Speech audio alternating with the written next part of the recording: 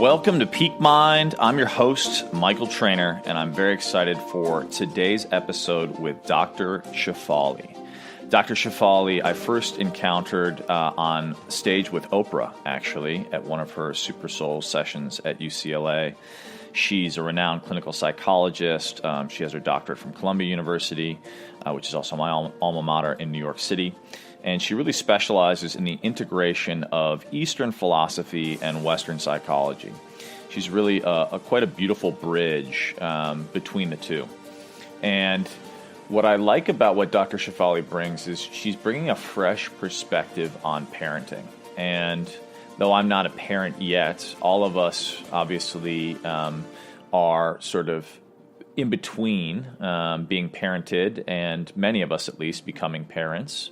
And I think this notion of how you shepherd forth those you bring into the world is such a powerful conversation, and how to integrate the lessons from our own parents and how we can become the best versions of ourselves and learn, frankly, from our progeny, our children.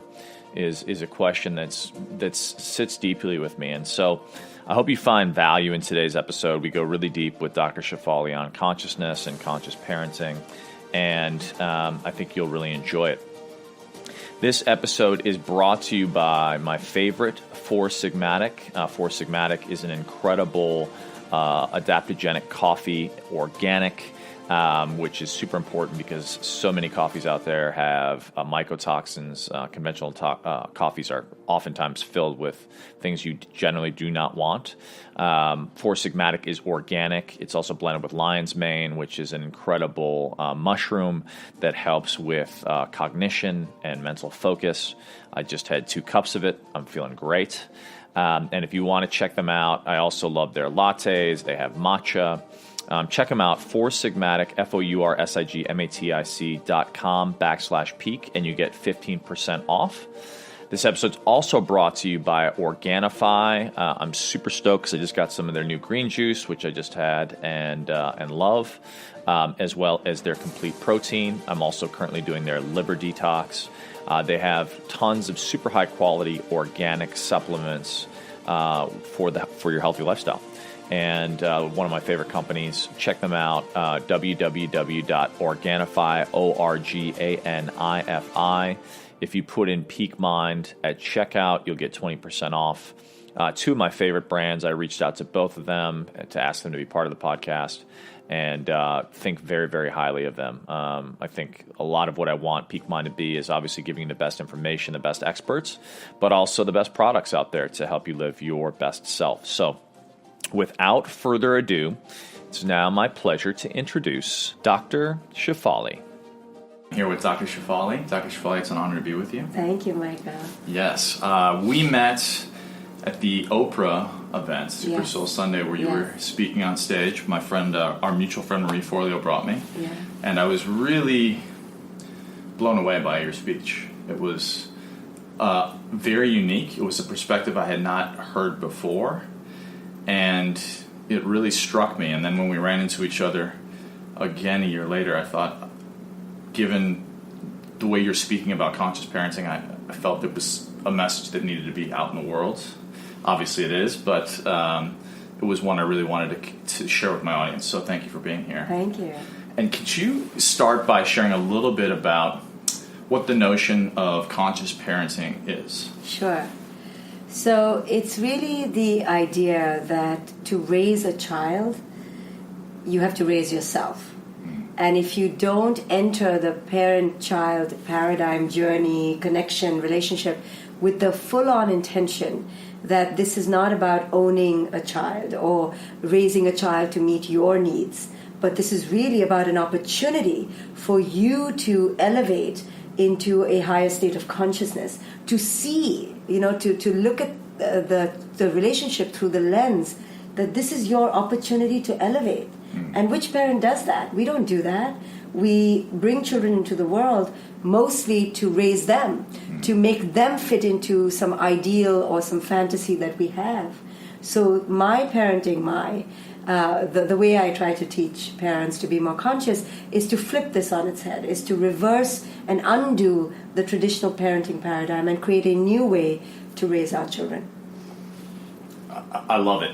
What are sort of the tenets, if you will, of approaching parenting through a conscious lens, right? If you're looking at your children as teachers, if you will, or as a reflection, what are the ways in which you can approach that in a tangible sense as a parent? Yeah, it's hard to understand what I'm saying tangibly because it's not something that everyone immediately understands, right? We're talking about consciousness. Consciousness is the ability to be present in the moment, to stay grounded in the here and now. Most of us live our lives out of the here and now. We live our lives in the past and forever engineered and machinated for the future. So learning to first live in the present is an art, is a whole discipline, a field of awareness that most people don't have. So everyone tells me, well, what do you really mean? What do you really mean? And I can't really tell them until you've experienced what it means to be in the present moment. That is the first portal to a conscious life, is entering your life in the here and now. So your child is having a tantrum, and instead of being in the past, as in what you thought your child should be doing, or in the future, what you all need to do in the rest of the evening, you enter the now and go, my child is having a tantrum. So you remove the conflict of the past and the future, right? That creates conflict in you. It creates anxiety in you. You want to then manage the child. You want to control them to either fit your ideal that you had in your past, or you want to take them toward your future. So instead of doing either, right, you stop getting pulled and you drop it and you enter the present moment and you say, my child is having a tantrum. Yeah, I can't cook dinner when I wanted to. I can't go to the movies with my friend. I need to enter this reality, which is a now tantruming, raging child. So now how do I connect? The instinct is to correct. The instinct is to control because we're pulled by the past and the future. But instead, it is what it is. Enter the as-isness. Accept it. Not accept it for passive surrender to it, but accept that it's happening. And now ask yourself, how do I deal with it? How do I creatively, most imaginatively, joyfully deal and connect with the child before me? It's beautiful. It actually, as you were speaking, it evoked. I was with my parents actually for the last week at a farm we've been visiting, and as I mentioned to you, my father has dementia, which adds an additional strain. Wow. So perhaps not analogous to a tantrum, but the tension that it creates is profound. So, but the beauty is in the space of consciousness is that he is extremely present. Yes, extremely present. Yes, and in fact, I've been working to see the gift of the challenge, if you will. But there was a moment in which, because of the tension that brings in a very real way, right, when you're relating to a parent who has shepherded you through life, but yet is losing sort of their consciousness, or at least their rational mind consciousness. There's a challenge in that. Now, and I understand what you're saying in regards to the lesson, but if I were to look from the lens of, say, a grown child, as the case may be, because I imagine this is a two-way conversation. Right.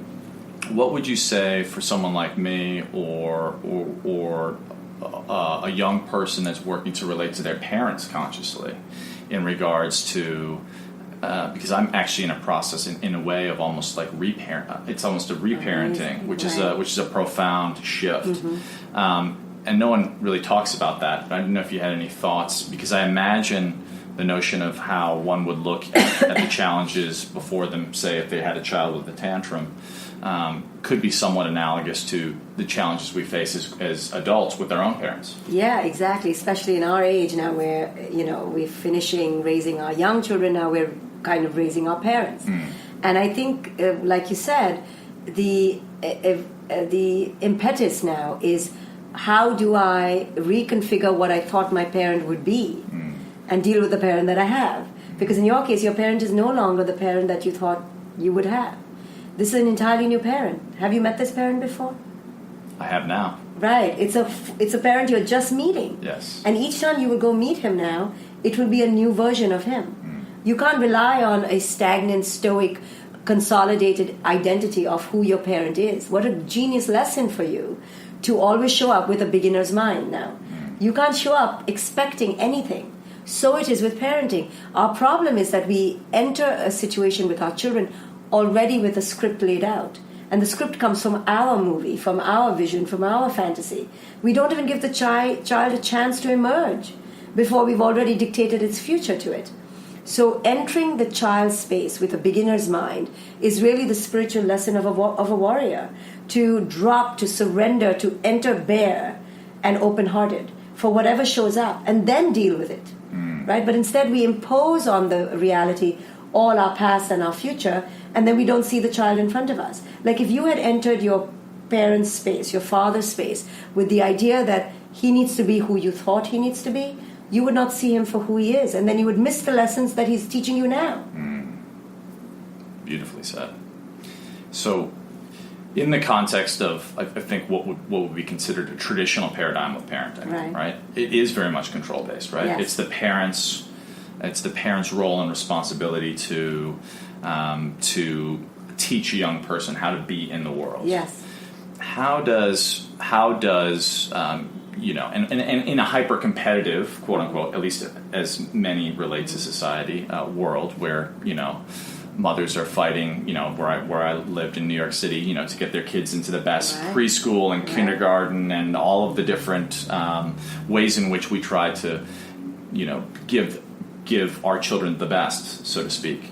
How do you speak to that mom or that dad in terms of a different way of viewing the shepherding that they can do for their children? Sure. Well, it's hard because the parent who's controlling their child comes from a traditional way of looking at parenting. They've been taught that they are at the higher end of the totem pole, that they are the ones in charge. They must not relinquish their chargeness. So these parents enter the parenting paradigm very much inspired. They're not evil parents. They enter inspired by what they've learned. The tragedy is that what they've learned is full of hierarchical domination and tyrannical control. Little do they realize that it's all fear-based, and it creates separation between child and parent versus deep connection.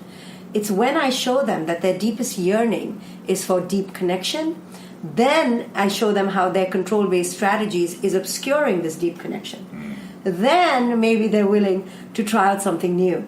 But it's really hard for a parent to give up control because that's akin to them not being a good parent. They've equated caring with control. But caring is the antithesis of control. It actually goes against control and actually deepens and creates a huge schism between parent and child. It actually obscures the ability of the parent to connect to the child. So ostensibly, the traditional notion of what parenting is, in many ways, actually keeps us in a state of separation. Yes.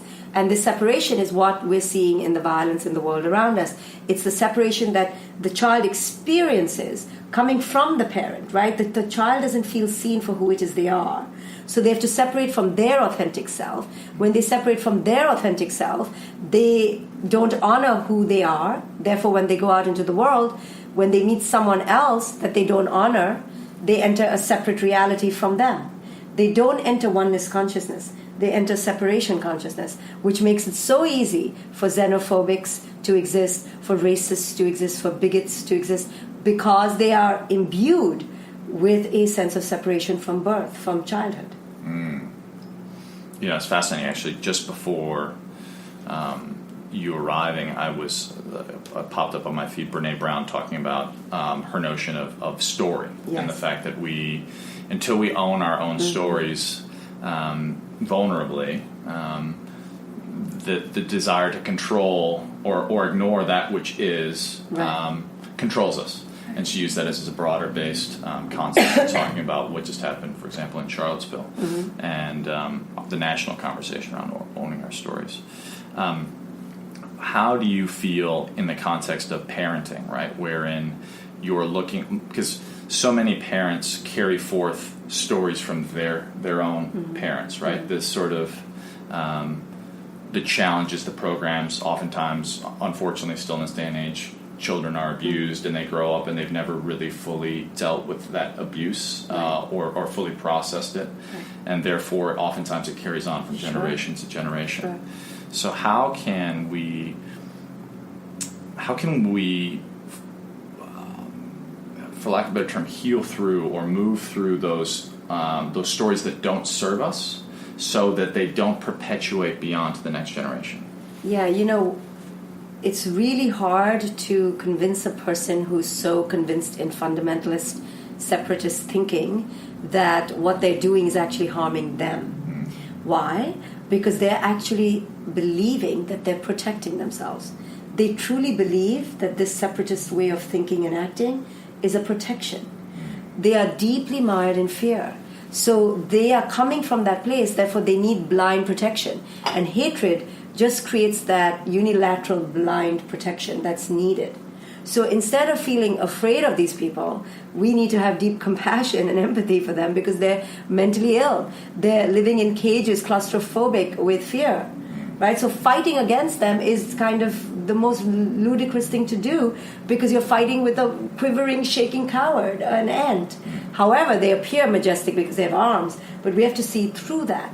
So it takes us, who are the conscious ones, to be able to penetrate the disease that they live under. They're plagued with a terminal chronic illness. We need to have compassion and not raise arms against them. So what do we do instead? We have to enlighten the world through consciousness, we proselytize not through reaction, we proselytize through example, just through the spreading of consciousness. It takes a longer time, but it doesn't create a more ill-tempered world, right? Reacting against it just perpetuates it. Yes.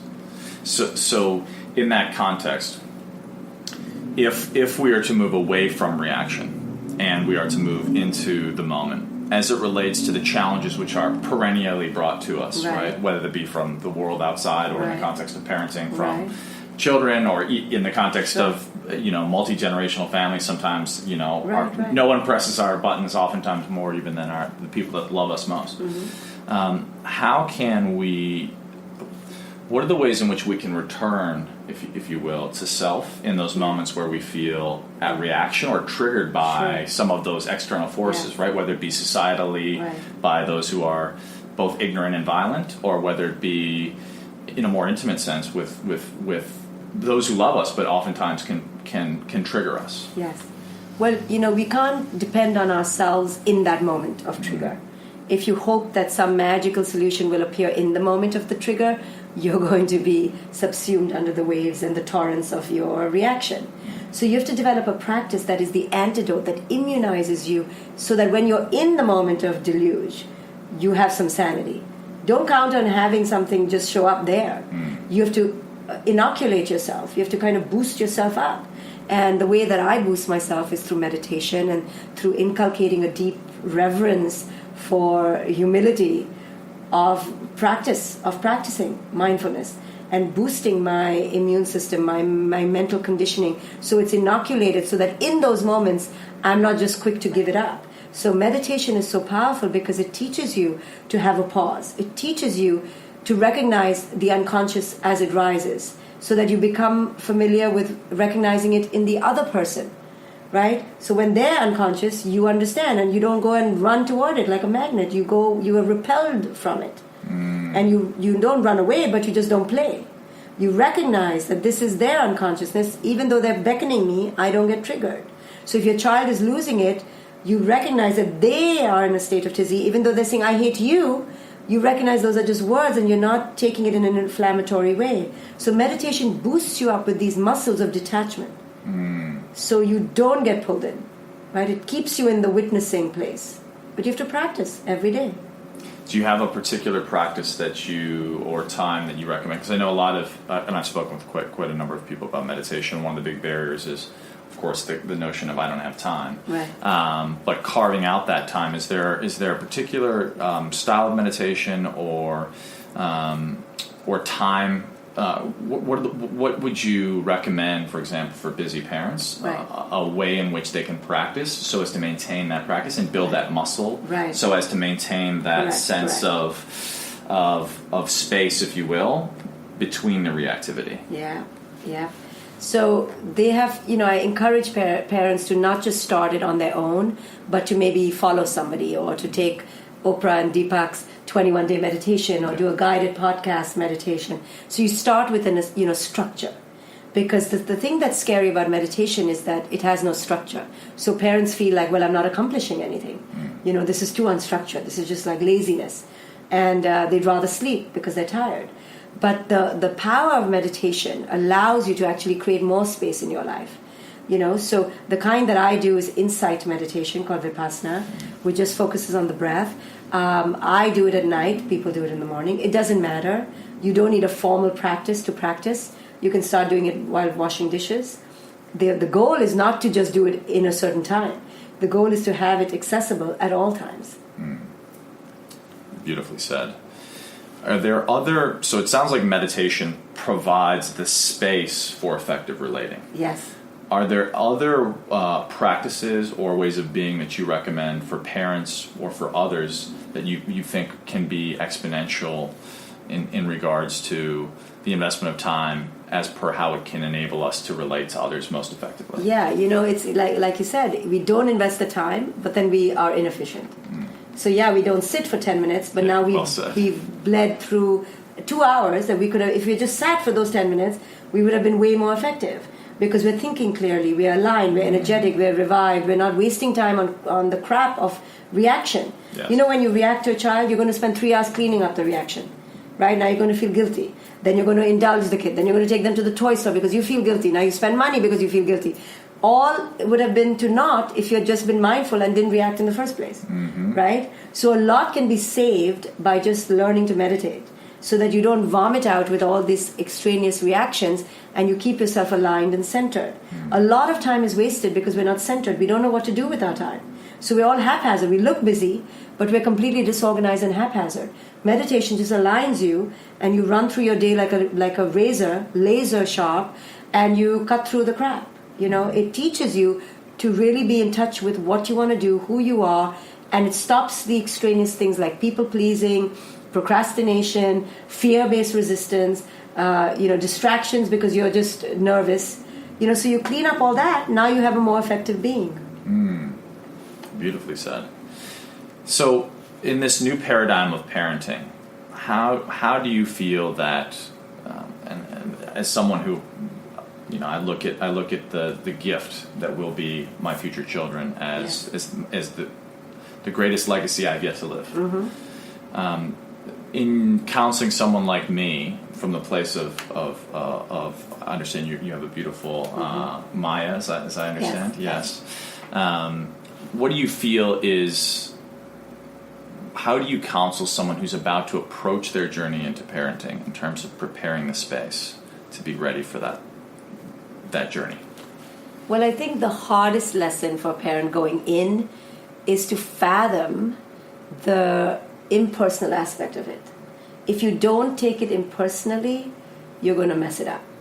You're going to put your ego and take everything personally. You're like, this is my child, like you said, my legacy. And only when you realize that the child you're going to have really has nothing to do with you and should have nothing to do with you and is not a reflection on you, except it does indicate your level of consciousness, but not you in terms of ego, only then you'd be able to engage with it the right way. Beautiful. So I love that because it's challenging. So ostensibly what you're saying is that the fallacy, if you will, that we live under is that our children are like in some ways the ultimate reflection of us. Yes. They're I think that we often see the ways in which people want their dreams lived out, the dreams that they didn't live themselves. Absolutely. So ostensibly what you're saying is actually they're just in many ways profound mirrors for our own evolution. And it's our role to take ourselves in terms of our agenda out of the picture so as to most effectively see them for who it is they are and be their guides and ushers for their evolution, instead of impregnating their path with all our shoulds and wants and fears. Fears really are the ones that you want to keep out of your child's life. But how many of us live fearless lives? Right. We're fraught with anxiety, which is what you're seeing in today's world, especially children growing up stressed out and anxious. Yes. Okay, so I love this. but there would be some who would be watching and listening who would say, okay, that sounds great, but what about in reality, right? And I know you said it's not some laissez-faire approach. It's not like you're actually saying, oh, I'm just going to lean back and let it all happen, right, you know? Right. So how do you draw the distinction? How because if we are beset with challenges, yeah. which we are, you know, yeah. in this 21st century living all around us, and how do we, and we're not always going to be, you know, as embodied, say, for example, as the Buddha or mm-hmm. other enlightened beings in our way of being day to day. Right. How do we approach how do we do that? Or yeah. maybe not how do we do that, but how do we approach it? How do we approach it? Well, it's really about first having the right philosophy, right? Having the right mind. And you have to cultivate that mind. You have to decide before you become a parent, well, what are really my views on success, on achievement, on potty training, on sleep training? What are they? And deconstruct them from a wisdom perspective, right? Don't just follow the trends because they're part of mainstream. Ask yourself, well, does success really indicate worth? Does happiness really need to be a yardstick? Like, who says these things? So in my book, The Awakened Family, I deconstruct these myths because I show parents that they're buying into and feeding themselves with conditioning that is actually toxic and runs counter to their ability to connect to their children. Mm-hmm. Right? So there is a way to parent consciously where you do have conditions for their well-being, but they're conditions that emanate from an organic place, not from a mind-based injunctive place that says you should or you must, not a fear-based place. It really emanates from the organic flow of your child. So even though you had a vision of your child going to Harvard, if your child does better homeschool, you'll homeschool. Or if your child does better in a public school versus a more different free-spirited school, you send them to a public school. You'll work with the child and the fabric of the child before you. You won't superimpose your conditioning on your child. Beautiful. So it's almost the metaphor that comes from me is almost like a gardening. You're not trying to turn a rose into a sunflower. Right. You're offering the ideal conditions for a sunflower, for example, if that's your child in a metaphorical sense, to grow. Correct. But And not trying to oppose. if the rose has thorns, don't prune the thorns necessarily. You work your way around it, and you cultivate the thorns to be an asset rather than a hindrance, right? So where there are challenges, whether it be personality, schisms. I mean, I know for me, which they're going to be. Yeah. For example, for me, in a tangible sense, I know when I grew up, I was diagnosed with a learning disability, right, quote unquote, which led me to a certain notion of myself. Mm-hmm. Luckily, I will say in this instance, I think my mother was a great asset in terms of helping me see that actually as an asset, which I believe it is actually, because it was a visual perceptual learning disability, which actually I think my visual perceptual has actually been one of my greatest gifts in terms of my career. But in essence, that could have been taken as a great thorn in my side. But she had the wisdom to turn it around. Correct. Right, and not get scared by it or isolating you because of it, or creating an outcast mentality in you. She allowed you to integrate it into something bigger, and now it's one of your greatest tools and your greatest, benefits. Right. Absolutely right. So what's been for you one of the great challenges / great learnings of being a mother? Greatest challenges that I could turn around? Yeah, well, it sounds. I mean, as I understand your paradigm, Yeah, I think the fact that even though I had been meditating for so many years and a student of psychology for 2 decades, to see my own ego be so ferocious and unrelenting, that was the curse. But I could turn it around, and that's why I teach the way I do, because I used my own ego to my own development. Right? I saw my fallibilities, my foibles, but instead of running away from it, I said, okay, this is a weakness in me that's left over. It's a wound that's left over from my childhood that's now come back into my life saying, grow, heal it. Don't run away from it or yell at your kid because it came up. Don't be angry at your kid because you can't accept your kid. What is it in you that needs to grow? What's stopping you from accepting your kid? So then I had to dig deep and find out what it was in me that was creating insecurity. That really the child was just triggering. It wasn't the child per se. She was triggering my insecurity that I had not dealt with. Many mothers and daughters, you'll find, if the daughter's a little overweight, it'll trigger the mother's insecurity about not fitting in. So these are the ways that I began to see my own unconscious play out and used it to elevate. Beautiful. So for those who are watching, the mothers, the fathers at home, if there were one or two things, and if they're in a place of challenge that you'd recommend aside from meditation, that they could use as perspective shifters in moments of challenge, in moments of being exposed to those thorns, what would those be? Well, I think redefine the problem child. The child is having a problem, is experiencing a problem. The child is not a problem. They're experiencing a problem because of an unmet need. So come to the child with compassion, curiosity, and a desire to connect, versus looking at the problem as the entire identity, which then causes you to control and fix the child. So change your perspective. Instead of looking at the child as the problem, to the child experiencing an internal problem depictive of a need. So that's one perspective changer. Beautiful. And the other one is notice your own energy. Ask yourself, how am I being the problem? How am I creating this problem? How am I contributing to this problem? How am I perpetuating this problem? Turn the spotlight on yourself. So one is go deeper within the child. Have X-ray vision to go deeper. Don't just be seduced by the behavior. Go, what is the need? What is the need? What is the need? And the second one is, how am I messing up? How am I messing up? How am I messing up? Mm-hmm. What's my energy? What's my need? Yeah. Yeah. I love that. I have a question I often ask.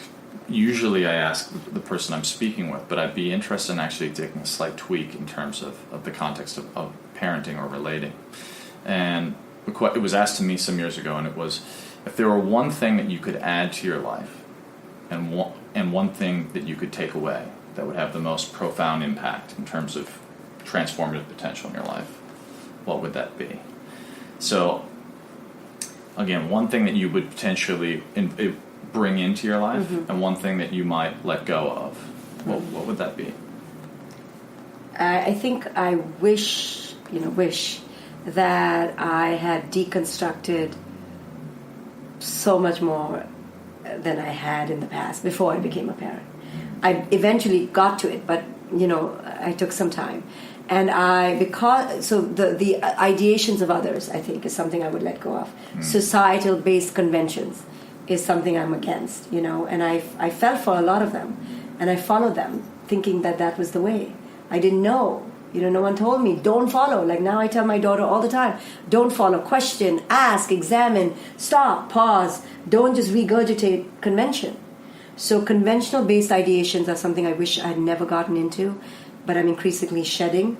And the thing that I wish I'd had is the courage to go against it, Yeah. The insight, the awareness, the wisdom, Somebody had told me, don't follow mainstream. It may not take you to liberation. I want to acknowledge you for that, because I think I often look at the people who I see as teachers in the world, and I think to myself, what are their distinct ways of being? And I really want to honor you, Dr. Shefali, because to me, you embody a different way of looking at parenting. It reminds me oftentimes of some of the great teachers of consciousness in terms of the way they talk about the practices, but actually evoking parenthood, which is something that I've very infrequently heard, as a path, an authentic path, in fact, in some ways perhaps our greatest path to our highest selves, and also beyond the notion of ourself beyond ourself, which is often manifest in how that generation continues on. You've evoked a question and a way of being in me that I think will be bearing fruit in the next generation. So I'm grateful. I really want to honor you for the conversation that you're calling out for all of us. The reason I do it is not only because of its evocative capacities for awakening, but really, where else do we look to change the planet? Where should we look? We can't blame the adult child who's now deeply conditioned and poisoned. I can't blame the racist person who's in his 40s. I can't blame anybody, really. But we have to start somewhere.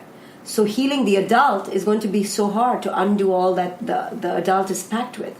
So where do we begin? We begin with the child. Who's taking care of the child? The parent. So that's why I do the work I do. Because if there's any hope for changing anything, is to change the mind of the parent. You change the mind of the parent and you clean up the mind of the parent, then you have a hope to raise the child, at least in the aligned toward the right values, the right vision, right? Towards oneness consciousness, towards internal reflection, towards authentic expression. But if I don't fix the parent, how will we ever clean up the child? Mm-hmm. So that's why I do the work I do. Yeah, it's beautiful. I actually want to. This is your most recent book, yes? Yes, The Awakened Family. Yes. Absolutely profound. I recommend that everyone goes and gets this book. It will be a revelation. And I know that you have also. I mean, you speak. I've seen you speak now a couple of times on Oprah's stage, at the Archangel Summit.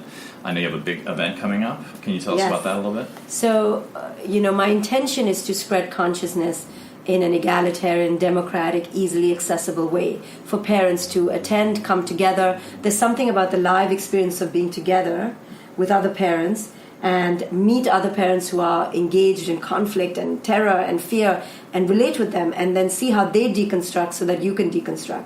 So with that intention, I created a weekend where parents can gather together. It's every year. It's at Evolve. It's in Long Beach, California this year in September, where parents can gather together to deconstruct things that are obscuring their ability to connect with their children. I love it. I actually, as you know, I'm a huge believer in events because I think oftentimes, I love the book for its ability to allow us to get lost and be informed and be inspired, but there's not much like connecting with another person who's facing the same challenges. And the truly transformative possibility that I think a weekend can represent. So thank you. I'm excited. I'm excited about that. Is there anything else that you'd like to share before we wrap up? Just that, when one undertakes a path of deconstructing what's been put on them, like don't be afraid to stop and say, is this working for me? Like even things like as profound and personal as religion, as profound and personal as your marriage, profound and personal as your weight, as your face, as your beauty, as your success, as your achievement. Stop and appraise everything in your life. Ask, is this working for me? Are these my definitions or is it someone else's definitions? Just the exercise of stopping to deconstruct will allow you perhaps to have a different perspective, and maybe you'll arrive at a different place. Maybe that which is blocking your freedom is something that is within your own mind that you can release. It's in your power. Beautifully said. Dr. Shefali, it's an honor. Thank you so much for being here. Thank you for having me. Pleasure. And there you have it. I hope you enjoyed today's episode with Dr. Shefali. I know I did.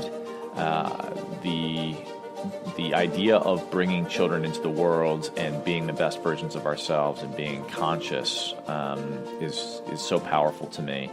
I recently heard someone say that it's actually not our job to mold our children, but actually to approach the world with fresh eyes and learn of and through them. So I've really been taking that to heart, as well as just approaching my love and appreciation for my own parents with new eyes. So grateful to your mom and dad. So much love for you. And I hope this was inspirational for you in your own process, either with your parents or as a parent. And please go ahead and tag myself and Dr. Shefali at Michael Trainer, at Dr. Shefali, and let us know what lessons you garnered. Please go ahead and leave comments. If you like the podcast, it'd mean the world to me if you subscribed and left a rating and review over on iTunes or Stitcher or wherever you're listening, Google Play. And if you have any feedback, you can always reach out to me at michael@peakmind.org. And it's my hope and intention that the podcast is valuable for you. I really want this community to be something super powerful. I'm actually working on an incredible project, which I'll share more in the near future. But I'm so grateful for you. Thank you so much for listening. And until next time, please go out there and live your inspired life.